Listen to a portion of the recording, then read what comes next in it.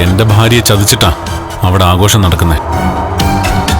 അവരോടൊക്കെ പിന്നെ സിമ്പതി കാണിച്ച ദൈവം നമ്മളെ ശിക്ഷിക്കും മാർക്കോ.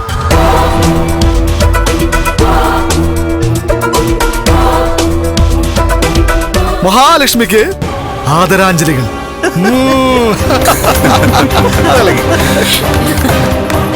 ഈ വീട്ടിലെ മരുമോളല്ലേ മരിച്ചത്. അതുകൊണ്ട് ഞാനിപ്പോ ആ പൂജാമുറിയിലോട്ട് കേറാറേ ഇല്ല. കേറണം. മഹാലക്ഷ്മിയായിട്ട് നിനക്ക് രക്തബന്ധമൊന്നുമില്ലല്ലോ. അതുകൊണ്ട് പൂജാമുറിയിൽ കയറി ആ അയ്യപ്പ വിഗ്രഹം എടുക്കണം. എന്നിട്ട് അന്ന് കരുണേ ഉണ്ണിയും കൂടെ ഏതോ പുഴയിൽ കൊണ്ട് എറിഞ്ഞില്ലേ, അതുപോലെ ഏതെങ്കിലും ഒരു പുഴയിൽ കൊണ്ടങ്ങ് എറിഞ്ഞേക്കണം. എന്നിട്ടും ഭഗവാൻ ഇങ്ങ് തിരിച്ചു വന്നില്ലേ അമ്മേ? അതുകൊണ്ട് ഏതെങ്കിലും അമ്പലത്തിൽ കൊണ്ട് വെക്കുന്നതായിരിക്കും.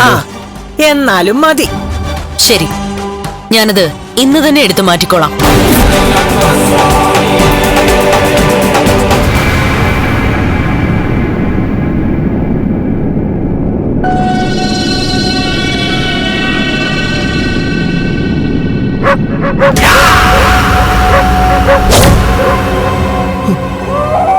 ആരാ ആരാ? മഞ്ജു, ഇടി മഞ്ജു, മഞ്ജു, മഞ്ജു, മഞ്ജു, മഞ്ജു, നീ ഇതെവിടെ പോയി കിടക്കായിരുന്നു? നിന്നോട് ഞാൻ പറഞ്ഞല്ലേ ഈ മുറി പുറത്തു പോകരുത്. ഉറങ്ങാൻ സമയമൊന്നും ആയില്ലല്ലോ, പിന്നെ എന്തിനാ ഉറങ്ങിയത്? ഞാൻ കിടന്നപ്പോ ചെറുതായിട്ടൊന്ന് കണ്ണടച്ചു പോയതാ. ഇതെന്തൊരു പേടിയാ, ഒരു മുറിക്കകത്തല്ലേ ഇരിക്കുന്നേ. മഞ്ജു, ഇപ്പൊ ജനലിന്റെ അടുത്തൂടെ ഒരു നിഴൽ അങ്ങോട്ട് പോകുന്നുണ്ടടി. അതിപ്പോ മാത്രമല്ലല്ലോ, പകൽ സമയത്ത് പോലും പുറത്തൊരനക്കം കേട്ടാ വലിയ ബഹളമാണല്ലോ. എടി, നിന്റെ തറവാട്ടില് മഹാലക്ഷ്മിയുടെ മരണം ആഘോഷിക്കുന്ന അന്ന് ഞാൻ മാറി നിൽക്കുമെന്ന് എനിക്ക് തോന്നുന്നുണ്ടോ? എടി, ഇന്ന് ഞാൻ മാറിയുന്നത് ഭയന്നിട്ടാ മഞ്ജു. നീ അങ്ങനെ ഭയക്കടാ, പെണ്ണിനെ ഭയന്ന് ജീവിക്ക്. അല്ല, നീ എന്താ ആലോചിക്കുന്നേ? ഏയ് ഒന്നുമില്ല. എടി, അമ്മ പറഞ്ഞ എനിക്ക് ഓർമ്മയുണ്ടല്ലോ, സന്ധ്യാസമയത്ത് നീ പുറത്തിറങ്ങരുതെന്ന്. എപ്പോഴാ അവളുടെ വൃത്തികെട്ട പ്രേതം നിന്റെ ദേഹത്ത് കയറുന്നെന്ന് പറയാൻ പറ്റില്ല. എന്തായാലും ഏട്ടത്തി എന്റെ ദേഹത്ത് കയറാൻ പോകുന്നില്ല. അങ്ങനെയൊന്നും പറയണ്ട. എടി, ജീവിച്ചിരുന്നപ്പോ തന്നെ ദൈവങ്ങളെ വരുതിയിലാക്കിയവളാ. അങ്ങനെയുള്ളവളെ ഭയന്നേ പറ്റൂ. ഇനി മേഘേട്ടന്റെ ദേഹത്ത് അവള് കേറുമെന്ന് പറയാൻ പറ്റില്ല. മേഘേട്ടന്റെ മുഖത്തൊക്കെ എന്തൊക്കെയോ മാറ്റമുണ്ട്.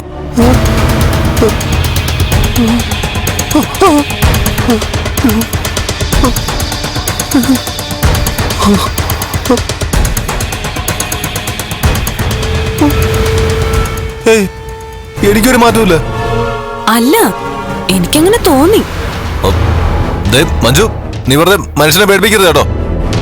പേടിച്ച് നീ വട്ടനായാലും എനിക്ക് കുഴപ്പമൊന്നും ഇല്ലടാ. നീ വന്ന് കിടന്നേ. ഓ, ഇപ്പൊ എനിക്ക് കിടന്നാലേ ഉറക്കം വരില്ല. ഞാൻ താഴേക്ക് പോവാ. മഞ്ജു, പോലെ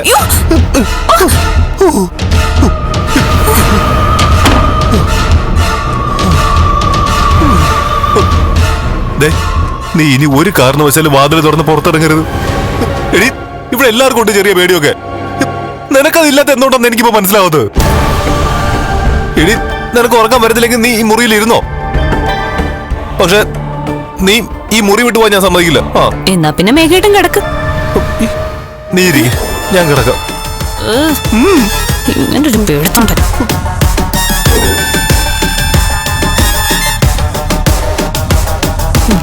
വാ, വന്ന് കിടക്ക്.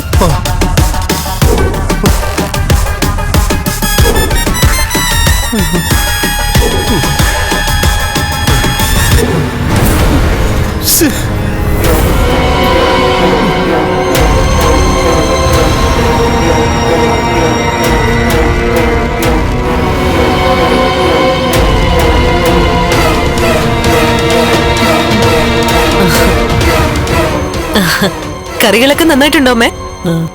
വളരെ വളരെ നന്നായിട്ടുണ്ട്. അവള് മരിച്ചതിന്റെ സന്തോഷത്തിനുണ്ടാക്കിയ ഭക്ഷണമായതുകൊണ്ടേ പതിവിലും കൂടുതൽ രുചി തോന്നുന്നുണ്ട്. പതിവിലും നന്നായിട്ടാ അമ്മയെല്ലാം ഉണ്ടാക്കിയത്. ഇനിതേ ചതയത്തിന്റെ അന്ന് നിങ്ങൾ എല്ലാവരും കൂടി എന്റെ വീട്ടിലേക്ക് വന്നേക്കണം. കുറേ നാളായിട്ട് അടച്ചിട്ടിരിക്കുക. അവിടെ നമുക്ക് സദ്യ കമ്പോ ഒക്കെ നടത്തണം. അവിടെ ആകുമ്പോ പിന്നെ ആൾക്കാർ അധികം ഒന്നും കാണത്തില്ല. അതെ, ഓണത്തിന്റെ അന്ന് ഉണ്ണിയും കരുണയും വീട്ടിലാ, അത് മറക്കല്ലേ. അന്ന് അതിരാവിലെ ഞാൻ അവരെ അങ്ങോട്ട് പറഞ്ഞു വിട്ടോളാം. മേഘനും മഞ്ജു അന്ന് ഇവിടെ കാണുവേ. എന്തൊരു രുചിയാ. മോളുടെ കല്യാണം കഴിഞ്ഞ ശേഷം മോളും ഞങ്ങളും ഇത്രയും സന്തോഷിച്ചുള്ള ദിവസങ്ങളില്ല. ഞങ്ങളുടെ കാര്യം അങ്ങനെ തന്നെയാ. കണ്ണന്റെ കല്യാണം കഴിഞ്ഞ ശേഷേ ഞങ്ങൾ എല്ലാവരും മനസ്സ് തുറന്നു സന്തോഷിക്കുന്നത് ഇപ്പോഴാ, അല്ലടാ? ഇവളുടെ അമ്മ പ്രശ്നമൊന്നും ഉണ്ടാക്കുന്നില്ലല്ലോ. സാധാരണ ഉള്ളത്ര സങ്കടമൊന്നും അവക്കില്ല. കാരണം അവൾക്കറിയില്ലല്ലോ മോള് മരിച്ചെന്ന്. ആ പിന്നെ ഞങ്ങളിപ്പോ പറഞ്ഞല്ലോ അകത്തിരിക്കുന്ന അയ്യപ്പ വിഗ്രഹത്തിന്റെ കാര്യം.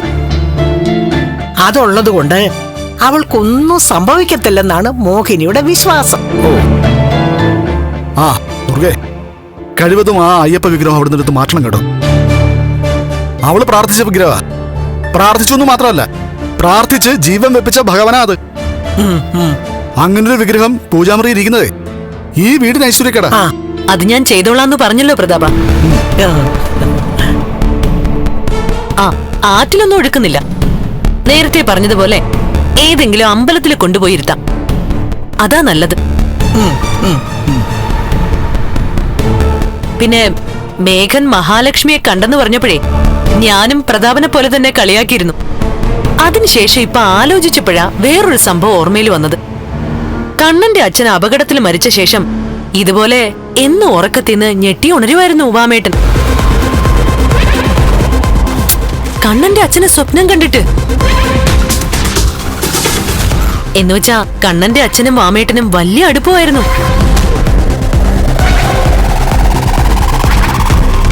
ഒരാത്മാവും രണ്ട് ശരീരവുമായിട്ട് നടന്നിരുന്നവരാ. അതുകൊണ്ട് മിക്കപ്പോഴും വാമേട്ടന്റെ സ്വപ്നത്തില് കണ്ണന്റെ അച്ഛൻ തെളിയുമായിരുന്നു. എന്നിട്ട് അതൊന്നും വാമേട്ടൻ ഇതുവരെ എന്നോട് പറഞ്ഞിട്ടില്ലല്ലോ. അതൊക്കെ വാമേട്ടൻ മറന്നു പോയിട്ടുണ്ടാവുമെന്നാ തോന്നുന്നേ. എന്നെ ഈ വീട്ടിലോട്ട് കണ്ണന്റെ രണ്ടാം അമ്മയായിട്ട് പറഞ്ഞു വിട്ടതും വിശ്വേട്ടനോട് വാമേട്ടനുള്ള സ്നേഹം കൊണ്ടാ. പിന്നെ ഭയങ്കര സ്നേഹമായിരുന്നു. അതുകൊണ്ടാണല്ലോ അളിയൻ തന്നെ കൊട്ടേഷൻ തന്നത്.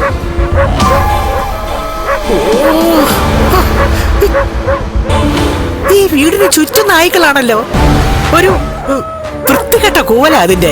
ശരിക്കും 1-2 ദിവസമായിട്ടാ ഈ ശബ്ദം കൂടിയത്. അതിൽ അത്ഭുതമൊന്നുമില്ല മോനെ. ചിങ്ങം കഴിഞ്ഞ കന്നിയ. ഇപ്പം മഴയൊക്കെ കാലം തെറ്റി വരുന്നതുകൊണ്ട് എല്ലാ സീസണും മാറിക്കൊണ്ടിരിക്കുക.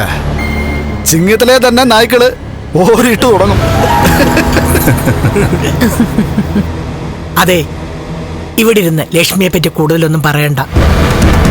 അതെന്താ മുത്തശ്ശി? അതെ, അകത്തൊരാളിരിപ്പുണ്ട്, പൂജാമുറിക്കകത്ത്. നമ്മൾ ഇപ്പൊ പറഞ്ഞ അയ്യപ്പൻ. ചിലപ്പോ ഭഗവാൻ അത് കേട്ടാലോ.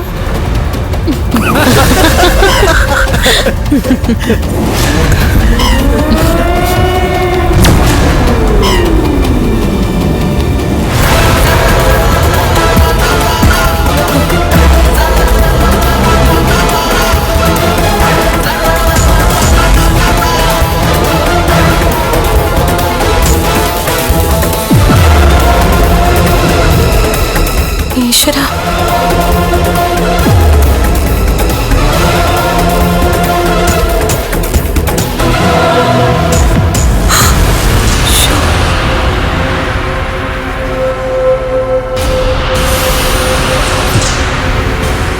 രണ്ട് മക്കളുടെ അമ്മയാ എന്റെ രണ്ടാനമ്മ. മറ്റെല്ലാവർക്കും ഒപ്പം അവർ സന്തോഷിക്കുന്ന കണ്ടില്ലേ? കണ്ണാ, നിനക്ക് തന്ന മരുന്ന് പോലും മാറ്റി മറിച്ചവരാ നിന്റെ രണ്ടാനമ്മ. അല്ലെങ്കിൽ നീ അന്ന് എഴുന്നേറ്റ് നടന്നേനെ. കാലിന് ചലനശേഷിയില്ലാത്ത നിന്നെ കാണാനാ അവരാഗ്രഹിച്ചത്. ഇപ്പോൾ അവരാഗ്രഹിക്കുന്നത് മഹിയെപ്പോലെ തന്നെ നിന്റെയും മാല ചാർത്തിയ ചില്ലിട്ട ഫോട്ടോ കാണാനാ. സാറേ, ഇതൊക്കെ കേട്ടിട്ട് എന്റെ രക്തം തിളയ്ക്കുന്നു സാറേ. സാധാരണ എന്റെ സ്വഭാവം അനുസരിച്ചാണെങ്കിൽ പിന്നെ ഇതുപോലെ മഹാലക്ഷ്മിയായിട്ട് ഞാൻ കഷ്ടപ്പെടുത്തില്ലായിരുന്നു. ഈ പ്രേതാഭിനയൊക്കെ അവസാനിപ്പിച്ചിട്ട് ഇപ്പോ ഈ കേക്ക് മുറിച്ച് ആസ്വദിക്കുന്നവരെയൊക്കെ പ്രേതങ്ങളാക്കിയേനെ. അതിലൊരു തെറ്റുമില്ല സാറേ. ഈ ഭൂമിയില് അവർക്കൊന്നും ജീവിക്കാനുള്ള അർഹതയില്ല. മനുഷ്യനെ അറിയാത്ത, സ്നേഹിക്കാത്ത അവരൊക്കെ എന്തിനാ സാറേ ഇങ്ങനെ ജീവിക്കുന്നേ? അവര് തന്നെ നമ്മുടെ വാശി കൂട്ടട്ടെ മാർക്കോ. ഇപ്പൊ കേക്ക് മുറിച്ചതിന്റെ സന്തോഷമൊക്കെ ഉടനെ തീരും. അവിടെയുള്ളവർക്കൊക്കെ അത് മരണവീടാ. കമലേശ്വരത്തെ മരുമകൾ മരിച്ച വീട്. എന്നിട്ടാ ഈ പേക്കുത്തൊക്കെ കാണിക്കുന്നത്. അതിനെന്താ സാറേ, ആ വീട് നമുക്കൊരു പ്രേതാലയമാക്കാം. മഹാലക്ഷ്മി അവിടെ എത്തി തിരിച്ചെത്തുന്നത് വരെ. എനിക്കിതിലൊന്നും വലിയ പുതുമയൊന്നുമില്ല. കുട്ടിക്കാലം മുതലേ എന്റെ രണ്ടാനച്ഛനെയും അയാളുടെ അമ്മയും കരുണയൊക്കെ കാണുന്നോണ്ട് എനിക്കിതൊക്കെ ശീലമായിപ്പോയി കണ്ണേട്ടാ. ഇവരുടെയൊക്കെ കയ്യിൽ നിന്ന് എനിക്ക് ദുർമരണം സംഭവിക്കാതിരുന്നത് ആരുടെയൊക്കെയോ ഭാഗ്യം കൊണ്ടാ. ഇങ്ങനൊരു ഭാഗ്യം എനിക്കുണ്ടാവുന്ന ചെറിയൊരു ധാരണയെങ്കിലും ഉണ്ടായിരുന്നെങ്കിൽ ഉറപ്പായിട്ടും കരുണയുടെ അച്ഛനും മുത്തശ്ശിയും എല്ലാം കൂടെ എന്നെ എന്നേ ഇവിടുന്ന് യാത്രയാക്കിയേനെ. സാറേ, ഇനി ഇവിടെ നിന്നാലേ എനിക്ക് നിൽപ്പുറക്കത്തില്ല. നമുക്ക് പോവാം. പോയിട്ട് വരാടാ. ശരിയടാ. പോയിട്ട് വരട്ടെ.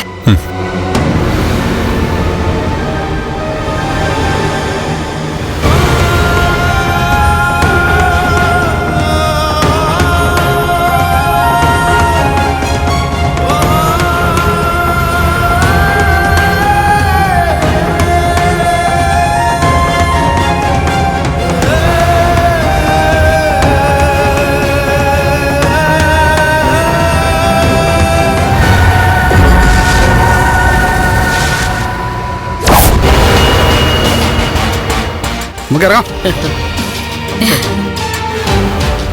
ഒരുത്തൻ തല്ലിയിട്ടെ ശരീരം ആസകലം വേദനയാ ദുർഗെ, ആ മാർക്കോ എന്ന് പറഞ്ഞവൻ. ആ അതുകൊണ്ട് നാളെ രാവിലെ തന്നെ ആ തോമസ് വൈദ്യന്റെ വീട്ടിലോട്ട് പോവാന്ന് വിചാരിക്കുക. അവിടെ കണ്ണനുണ്ടല്ലോ. ആ അതുകൊണ്ട് തന്നെയാ ഞങ്ങള് പോകുന്നത്. കർക്കട മാസമല്ലേ, ഈ മാസത്തിൽ ശരീരത്ത് കുറച്ച് കുഴമ്പിട്ടാലേ അത് വലിയ ഗുണമാ. അത് മാത്രമല്ല, ലക്ഷ്മിയെ കാണാത്തതുകൊണ്ട് കണ്ണൻ ഇപ്പൊ വലിയ സങ്കടത്തിലായിരിക്കുമല്ലോ. ആ ശരിയാ. അവനെ ഒന്ന് സമാധാനിപ്പിക്കൂടെ ചെയ്യാം. ആ നമ്മൾ അവന്റെ സങ്കടത്തില് സഹകരിച്ചില്ല എന്ന് വേണ്ട ദുർഗെ. അതെ, ഞാനിടയ്ക്ക് അവനെ വിളിച്ച് സമാധാനിപ്പിക്കാനൊക്കെ ശ്രമിക്കുന്നുണ്ട്. അപ്പോഴവൻ പറഞ്ഞതെന്താന്നറിയോ? ലക്ഷ്മിയുടെ മിസ്സിങ്ങിന് കാരണക്കാരായവര് വിളിച്ച് സഹതാപൻ രേഖപ്പെടുത്തണ്ടെന്ന്. ആ ഞങ്ങള് ചെല്ലുമ്പോഴും അങ്ങനെയൊക്കെ പറയും. പക്ഷെ അതൊന്നും നമ്മൾ കാര്യാക്കുന്നില്ല. ആ അത് തന്നെ. പിന്നെ ഉണ്ണി, ഇടയ്ക്ക് മോളെയും കൂട്ടി അങ്ങോട്ട് പോകുന്നതിനകത്ത് തെറ്റില്ല കേട്ടോ. എനിക്കങ്ങനെ ഉള്ളിൽ സന്തോഷം വെച്ചിട്ട് പുറമെ ദുഃഖമൊന്നും കാണിക്കാൻ പറ്റില്ല. അഭിനയം എനിക്ക് വശമില്ല. പക്ഷേ ഇങ്ങനെയുള്ള സാഹചര്യത്തില് കുറച്ചൊക്കെ അഭിനയിച്ചേ പറ്റുള്ളൂ മോളെ. ഓ എന്തൊക്കെയായിരുന്നു കമലേശ്വരത്തെ വലിയേട്ടന്റെ പ്രകടനങ്ങള്. അവളെ കമ്പനിയിലേക്ക് കൊണ്ടുപോകുന്നു, സ്വത്തുക്കളെല്ലാം അവളുടെ പേരിലേക്ക് മാറ്റുന്നു. ഏതായാലും മാറ്റിയില്ല. അതിനു മുമ്പ് ആളങ്ങ് പോയി. പിടിച്ച പിടിയാലെ അവളെ അങ്ങ് മുകളിലോട്ട് പറഞ്ഞു വിട്ടതല്ലേ. അതിന് നന്ദി പറയേണ്ടത് മേഘനോടാ. അവനോട് നന്ദി പറയേണ്ട ആവശ്യമൊന്നുമില്ല. ലക്ഷ്മി പോയതുകൊണ്ട് ഉണ്ണിയും കരുണമുളയും പോലെ അവനും മഞ്ജുവിനും തന്നെയാ പ്രയോജനം കിട്ടാൻ പോകുന്നത്. പക്ഷേ അതിന്റെ ഇടയ്ക്ക് മഞ്ജു മേഘേട്ടനും തമ്മില് കുറച്ച് പൊരുത്തക്കേടുണ്ടെന്നാ അമ്മായി വിളിച്ചപ്പോ പറഞ്ഞത്. ശരിയാച്ചാ, മഞ്ജുവിന്റെ മനസ്സിലേക്ക് ആരോ വിഷം കുത്തി ഇറക്കുന്നുണ്ട്. അതൊക്കെ ഞാൻ മാറ്റിക്കോളാം. അവര് മുറച്ചെറുക്കനും മുറപ്പെണ്ണുമല്ലേ. അവരെത്ര തട്ടിയും മുട്ടിയും കഴിഞ്ഞാലും അവരുടെ ബന്ധം വേർപെട്ട് പോകാനൊന്നും പോകുന്നില്ല. അങ്ങനെ പോവരുത്. മഞ്ജുവിന് വേണ്ടിട്ട് കൂടിയാ മേഘൻ വലിയൊരു കാര്യം ചെയ്തതെന്ന് ദുർഗയുടെ മോള് മനസ്സിലാക്കണം. ആ കൊച്ചിനെ ഞാനൊന്ന് കാണട്ടെ. അപ്പൊ ഞാൻ അവളോട് കാര്യങ്ങളൊക്കെ പറഞ്ഞ് മനസ്സിലാക്കാം. അല്ലെങ്കിൽ എടാ പ്രതാപ, ഇതൊക്കെ ഒന്ന് കഴിഞ്ഞിട്ട് നമുക്ക് അവിടെ വരെ ഒന്ന് പോകാം. നമ്മൾ ഇതുവരെ അങ്ങനെ പോയിട്ടില്ലല്ലോ. ആ ശരിയമ്മേ. അതുപോലെ തന്നെ മേഘനോട് ഞാൻ പറയാം, ഒരു ദിവസം വിരുന്നിന് നമ്മുടെ വീട്ടിലോട്ട് വരാൻ. അല്ലെങ്കിൽ തന്നെ ഇതൊക്കെ നാട്ടു നടപ്പുള്ള കാര്യമല്ലേ. ഇപ്പോഴാണ് ഈ കല്യാണത്തിന് ശേഷം വിരുന്നുപോക്കൊക്കെ ഇല്ലാണ്ടായത്. എന്നാ പിന്നെ രാത്രി യാത്ര പറയുന്നില്ല. ഇനി ഉത്രാടത്തിനൊന്നും തിരിച്ചു വരണം എന്നാ വിചാരിക്കുന്നേ. ആ മോനെ ഉണ്ണി, ഓണത്തിന്റെ കാര്യം മറക്കണ്ട. അന്ന് മോളെയും കൂട്ടി നേരത്തെ അങ്ങ് എത്തിക്കണം. അതിനി ഇടയ്ക്കിങ്ങനെ ഓർമ്മിപ്പിക്കണ്ട, ഞങ്ങളങ്ങ് എത്തിക്കോളാം. എന്നാ ശരി, പോട്ടെ മോളെ. ശരി. ശരി അമ്മേ.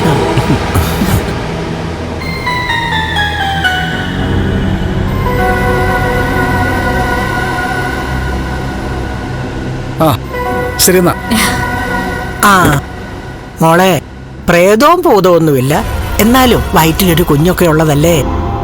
അവള് മരിച്ചിട്ട് 16 തികയാത്തത് കൊണ്ട് മോള് പുറത്തോട്ടൊന്നും അങ്ങനെ ഇറങ്ങണ്ട. പുറത്തോട്ട് ഇറങ്ങിയാലും കുഴപ്പമൊന്നുമില്ലമ്മേ.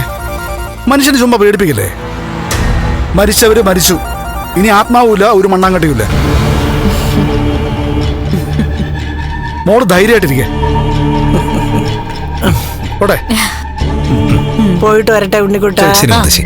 മോളെ ഉമ്മ. ഒന്ന് വേഗം കയറമേ. ഞാൻ വരട്ടടാ, നിക്കേ.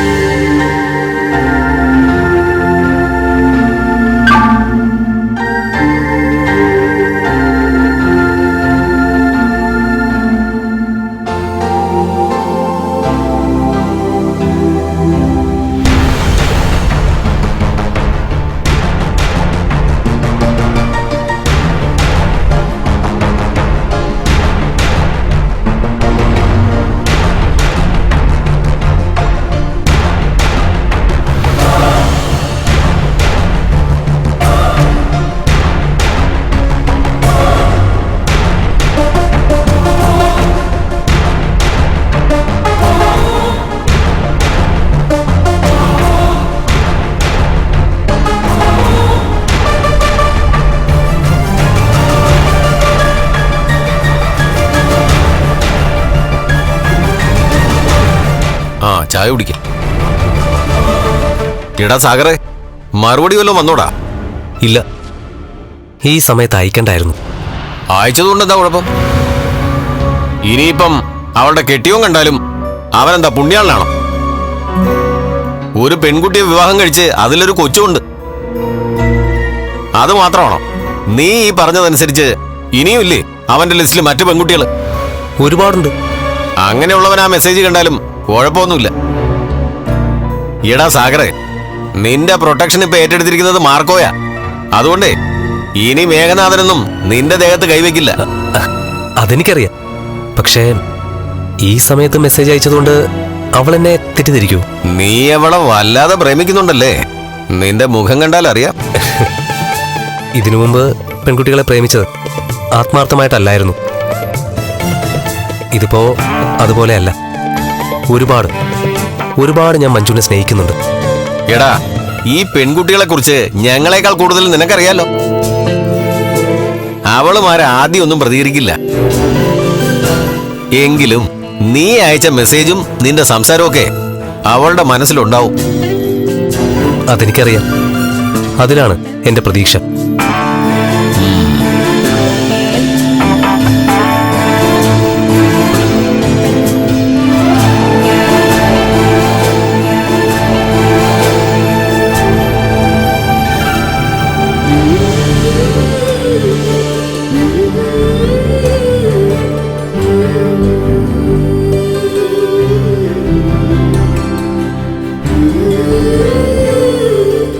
എന്റെ നയം ഞാൻ വ്യക്തമാക്കി കഴിഞ്ഞു. എനിക്ക് മഞ്ജുവിനെ ഒത്തിരി ഇഷ്ടമാണ്. എന്റെ മാറ്റം ആത്മാർത്ഥമാണെന്ന് മഞ്ജുവിന് തോന്നുകയാണെങ്കിൽ മഞ്ജുവിന് ഉചിതമായൊരു തീരുമാനം എടുക്കാം.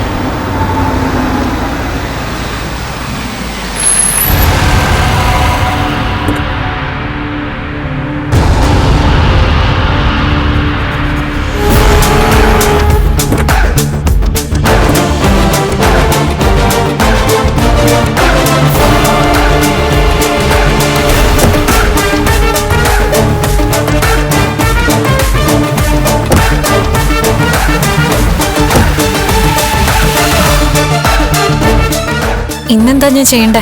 ഗേറ്റ് കടന്ന് ആരും കാണാതെ നമ്മൾ അകത്തേക്ക് പോണം. അതിനുശേഷം പിന്നാമ്പുറത്തെ വാതില് തുറക്കണം.